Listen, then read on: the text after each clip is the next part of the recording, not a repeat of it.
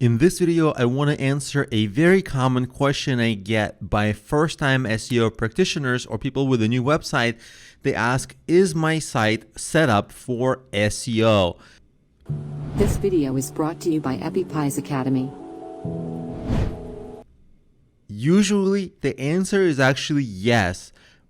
And usually that's not the problem. If you are not ranking, usually something else is a problem, like your niche is too competitive, you're too early, you have to wait longer, or maybe you're not creating the right kind of content, issues like this.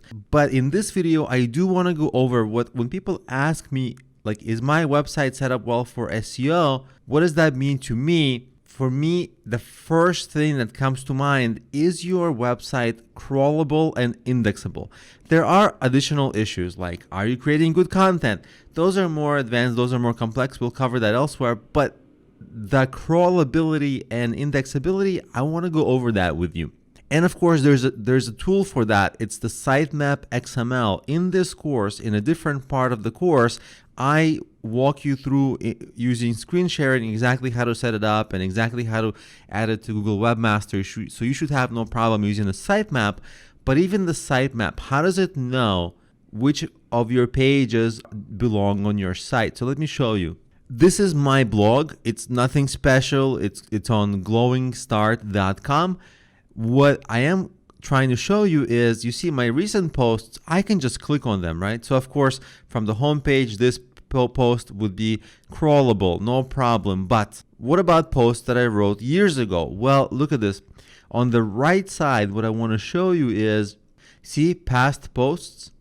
So you can actually click on, like, let's say I did something in 2014 and I'll click on that and I see, okay, so I can actually navigate using 3 clicks to this page. You see, from the home page, I went to this widget that talks about my old posts from here, and then I can click on any post. So any page on this blog is a page that I can navigate to using 3 clicks.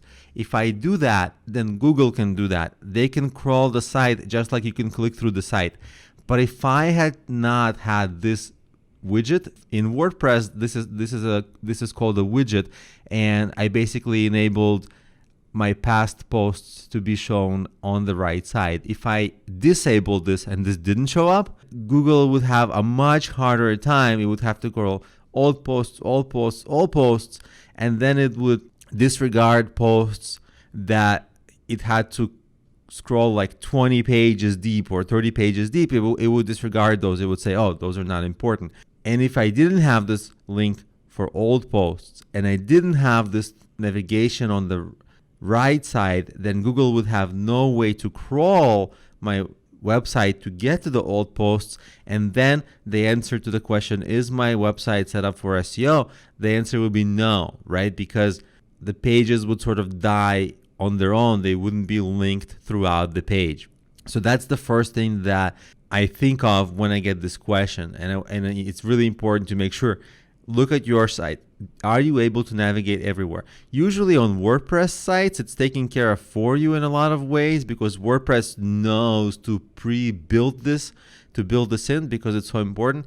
But if you create a custom site, something like I have on Problemio.com, this is that Problemio.com site. And you see, what I did is I made sure that on the top navigation, I have links to all my content. And if I go, let's say I click on business planning and I go to some page, well, there's links to all these additional things like product strategies and other things. So really my goal was to interlink all the pages and make sure that every page on the site is linked to from another page so that Google, again, can navigate to it.